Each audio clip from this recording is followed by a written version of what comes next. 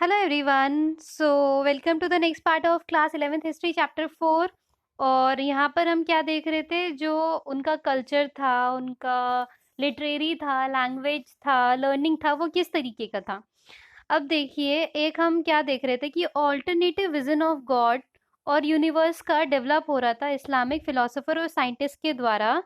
क्यों? क्योंकि वो इन्फ्लुएंस में आ रहे थे, प्रभाव में आ रहे थे, किसके? ग्रीक फिलोसफी के और साइंस के। अब एक चीज, अगर आप एक चीज पे बिलीव करते आ रहे हैं बहुत टाइम से, ठीक है, बहुत बढ़िया बात है।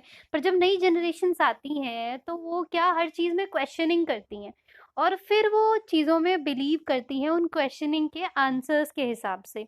तो ऐसा ही हो रहा था वहां पे कि उनके दिमाग में क्वेश्चंस आ रहे थे और क्वेश्चन का जवाब उनको कहीं किसी और फिलोसफी और साइंस दे रही थी। तो सेवेंथ सेंचुरी में जो लेट ग्रीक कल्चर के जो रेमनेंट्स थे, वो मतलब एक तरीके से वो अभी भी पार्ट थे, could still be found in Byzantine and Sasanian empire. आज भी वो हिस्सा थे शिशानियन और बाइजेंटाइन एम्पायर का। अभी भी इतना जोर देके क्यों बोला हमने? क्योंकि काफी इस्लामिक कल्चर बहुत ज्यादा डेवलप था, फिर भी उसके फिलोसफर्स थे। पर स्लोली स्लोली वो खत्म हो रहे थे। अब in the school of Alexandria, Syria और मेसोपोटामिया में, जो कि एक टाइम पे अलेक्जेंडर का एम्पायर था, ग्रीक फिलोसफी बहुत ज़्यादा फ्लरिश हो रही थी। उसमें वो मैथमेटिक्स, मेडिसिन, ये सब क्या करते थे, सारे सब्जेक्ट के साथ ये सारी चीज़ें भी पढ़ाया करते थे। अब उमायाद और अब्बासिद कैलिफ ने क्या करा था, उन्होंने कहा था कि जो ग्रीक और सिरिक बुक्स है ना, उनका अरबी में आप ट्रांसलेशन करा लो। क्योंकि अगर जो नॉलेज रहेगी वो अपनी लैंग्वेज में रहेगी तो अपनी लैंग्वेज फ्लरिश होगी। ज्ञान चाहे किसी भी लैंग्वेज में हो, पर फ्लरिश कौन होगा? फिर हमारा अपना लैंग्वेज जो होगा वो फ्लरिश होगा। किनके द्वारा ये सब काम करवाया जा रहा था? क्रिश्चियन स्कॉलर्स के द्वारा। अब जो ट्रांसलेशन था, ये वेल ऑर्गेनाइज्ड एक्टिविटी बन गई थी अल ममून के अंदर, जिन्होंने क्या सपोर्ट किया था? Library come institute of science, कि एक ऐसी जगह हो जहाँ पे साइंटिफिक रिसर्च हो सके, जहाँ पे लाइब्रेरीज हो, जहाँ पे बहुत अच्छी अच्छी बुक्स हों, ये सारी चीज़ें हों। तो वो सब को ये सपोर्ट करते थे। कहाँ पे था ये? बगदाद में, जहाँ पे स्कॉलर्स सच में वर्क किया करते थे। अब जो वर्क्स हैं एरिस्टोटल के, ये एरिस्टोटले नहीं है, एरिस्टोटल है, मैं बचपन में इसको एरिस्टोटले बोला करती थी। तो ही इज़ एरिस्टोटल। और उसके अलावा एलिमेंट्स ऑफ यूक्लिड्स, और उसके अलावा टोलेमीज, एल्मेगेस्ट, इनके इन सारी चीज़ों ने जो अरेबिक रीडिंग स्कॉलर्स था, इनका ध्यान अपनी तरफ क्या करा था? आकर्षित करा था। अब जो इंडियन वर्क्स हैं एस्ट्रोनॉमी पे, मैथमेटिक्स पे और मेडिसिन पे, उनको भी अरेबिक में चेंज करवाया गया था। अच्छा, रीज़न क्या था अरेबिक में चेंज करवाने का? कि अपनी लैंग्वेज फ्लरिश होनी चाहिए।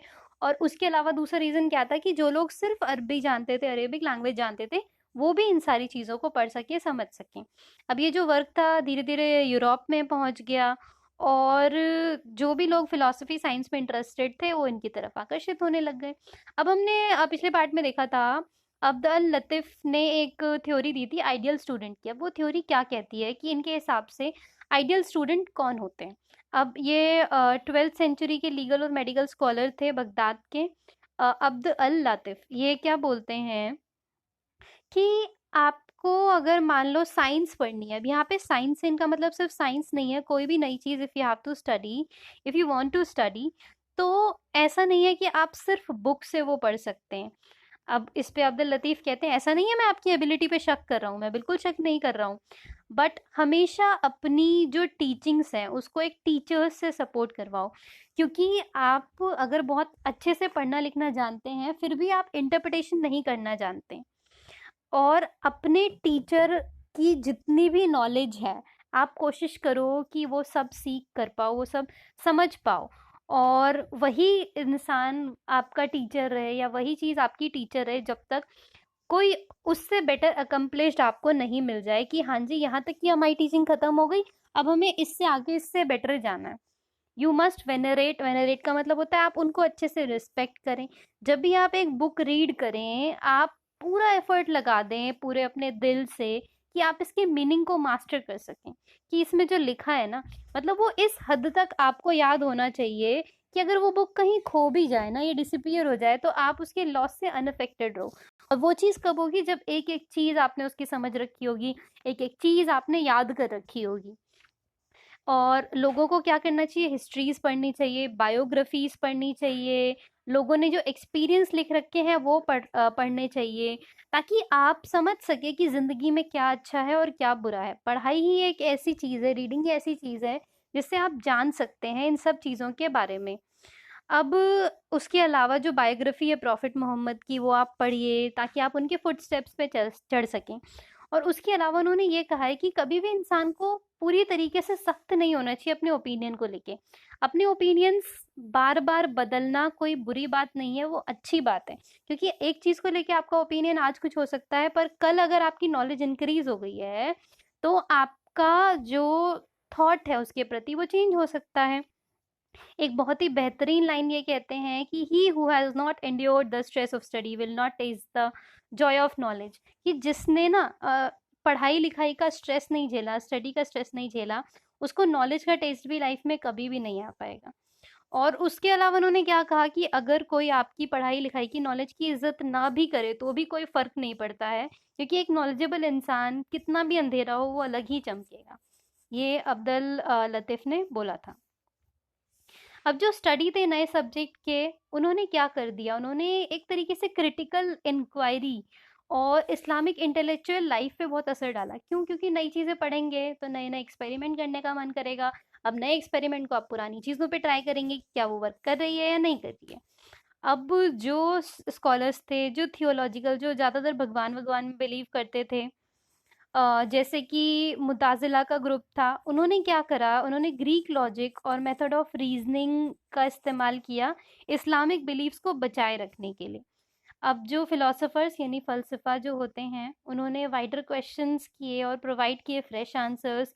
इब्न सीना थे जो एक डॉक्टर थे प्रोफेशन के, उन्होंने क्या बोला कि रिसरेक्शन यानी कि एक तरीके से पुनर्जीवित हो जाना किसी का, कि मृत्यु के बाद कोई इंसान दोबारा जीवित हो रहा है on the day of judgment, इस चीज को वो नहीं मानते थे। और उन्हें स्ट्रांग अपोजिशन मिला था थियोलॉजियन से, जो भगवान पे ट्रस्ट करते थे, उनकी थ्योरी पे ट्रस्ट करते थे, उन लोगों से। और उन्होंने उसके अलावा इस बारे में मेडिकल राइटिंग्स भी लिखी है कि उन्होंने किस तरीके से रिसर्च करी थी। फिर ऐसा कुछ नहीं होता है तो we should not believe something science can not prove, वो उनका मानना था। अब ये चीज़ 100% ट्रू तो बिल्कुल भी नहीं है, ये आप और हम सब जानते हैं। और उसके अलावा जो उमर खैयम है, उन्होंने was said to reading the canon, वो कैनन को रीड करते थे। कैनन क्या होता है कि कैनन एक, ये कैनन जो रिसर्च करी गई थी ना, इन सब का ही एक तरीके से एक पॉइंट है। इनको रीड किया, और कैसे पता चला उन्होंने रीड किया था, क्योंकि उनकी गोल्ड टूथपिक जो थी ना, वो 2 पेजेस के बीच में मिली थी। लाइक एक तरीके से आप बुक मार्क जैसे लगा देते हो ना, तो उस चीज़ को आप ये देखिए हिस्टोरियंस कितना दिमाग लगा कि ये बुक रखी है, बुक में ये टूथपिक रखी है, मतलब ये बुक मार्क है, तो ये बंदा ये बुक पढ़ रहा होगा। हो सकता है वो ना भी पढ़ रहे हो सकता है वो पढ़ भी रहे हो, बट जो इंटरप्रिटेशन है वो यही है। अब मिडिवल इस्लामिक सोसाइटी में जो फाइन लैंग्वेज थी और क्रिएटिव इमेजिनेशन थी, वो बहुत ही बेहतरीन क्वालिटीज में से मानी जाती थी। जो बढ़िया कम्युनिकेशन, जिसको वो अदब कहते थे, कि आपको अदब से पेश आना है, आपको अच्छे से पेश आना है, ये चीज़ बहुत इंपॉर्टेंट हो जाती थी किसी भी इंसान के लिए। अब अदब किसी भी तरीके से हो सकता था, पोइट्री में हो सकता था या प्रोज में हो सकता था, और किसी भी तरीके से, बट उनका ये मानना था कि कोई भी ओकेजन हो, कोई भी टाइम हो, आपको अपनी अदब नहीं बोलनी चाहिए। अब जो मोस्ट पॉपुलर पोएटिक कंपोजिशन है प्री इस्लामिक ओरिजिन की, वो थी ओद कासिदा। अब ये डेवलप की जाती थी by poets of Abbasid period, और ये इसमें क्या करते थे, ये ग्लोरीफाई करते थे अपने जो पैटर्न्स हैं, अपने जो पित्र हैं, उनके अचीवमेंट्स को वो ग्लोरीफाई किया करते थे। अब जो पोएट्स हैं पर्शियन ओरिजिन के, उन्होंने क्या करा, उन्होंने अरेबिक पोएट्री को वापस से रिवाइव किया, जिंदा किया, और उसके अंदर कई सारी चीज़ें डाल दी। अब जो अबू नवास हैं, जो पर्शियन ओरिजिन के थे, उन्होंने क्लासिक जो पोइट्री थी उसको न्यू ग्राउंड पे लिखना शुरू किया। जैसे उन्होंने शराब के ऊपर लिखना शुरू किया, मेल लव के ऊपर लिखना शुरू किया, जो कि मोस्टली इस्लाम में फॉरबिडन है, कि मनाही है उनके ऊपर। और उसके अलावा बाद में भी जो पोइट्स आए थे, I remember a line, I don't know who had written it, या मे बी शायद मैंने पढ़ी थी कहीं पे कि जो जाकिर शराब पीने दे मस्जिद में, वरना वो जगह बता जहाँ खुदा नहीं। तो यहाँ पे किसका जिक्र हो रहा है, शराब का, भगवान का। बट जो मजहब है वहाँ पे क्या है, वहाँ पे इस चीज को नापाक माना गया है, पवित्र नहीं माना गया है। तो इनके बीच में क्या होता है, बहुत सारे कॉन्ट्रडिक्शंस होते हैं। स्टिल हम सब चीज़ों को प्रीच कर रहे हैं, हम सब चीज़ों को पसंद कर रहे हैं। और जो सूफीज थे उन्होंने भी इस चीज़ को ग्लोरीफाई किया था कि हाँ ठीक है, बढ़िया लिख रहे हैं, क्या दिक्कत है। अब जब जब तक अरब ने ईरान पे जीत पाई थी, तो अब तक वहाँ पे कौन सी लैंग्वेज, जो सेक्रेट लैंग्वेज की बुक थी, पहलवी, वो चलती थी। और एक वर्जन जो है पहलवी का, जो जैसे न्यू पर्शियन का है, उसके अंदर ह्यूज अरेबिक वोकैबुलरी है। क्यों? क्योंकि उन्होंने पुरानी पहलवी को ज़्यादा मान्यता नहीं दी थी। उन्होंने कहा अब जब अरेबिक यहाँ पे रूल कर रहे हैं तो ये सारी चीज़ें अरबी में होनी चाहिए, तो बहुत सारे अरेबिक वर्ड्स हैं वहाँ पे। अब जो नई फॉर्मेशन है सल्तनत की खुरासन में और ट्रांसोक्शियाना में, इन्होंने नए पर्शियन को एक ग्रेट कल्चरल हाइट्स पे पहुंचाया। अब जो सामान्य कोर्ट ऑफ पोइट है, Rudaki was consider father of new Persian poetry. अब जो रुदाकी हैं उनको न्यू पर्शियन पोइट्री का एक तरीके से जनता माना जाता था, जो जिन्होंने इसको जन्म दिया है, जिसके अंदर न्यू फॉर्म ऑफ पोइट्री थी। जैसे कि 2 लाइन्स वाली गजल होती हैं और 4 लाइन्स वाली को रुबाई बोलते हैं। तो 2 लाइन्स की बहुत सारी गजल्स हैं, जो आप मतलब अंधाधुन गजल्स हैं, और जो बहुत ही प्यारी लिखी गई हैं।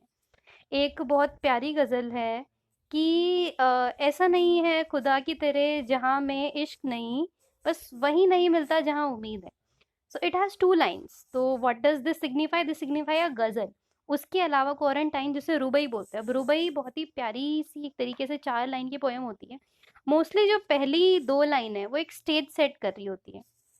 थर्ड लाइन कैसी होती है, जिसमें कुछ ऐसा बोला जाता है जो चुभता है, जो कहीं ना कहीं एक दर्द दे रहा होता है, एक चोट दे रहा होता है, एक कोई जख्म बयां कर रहा होता है।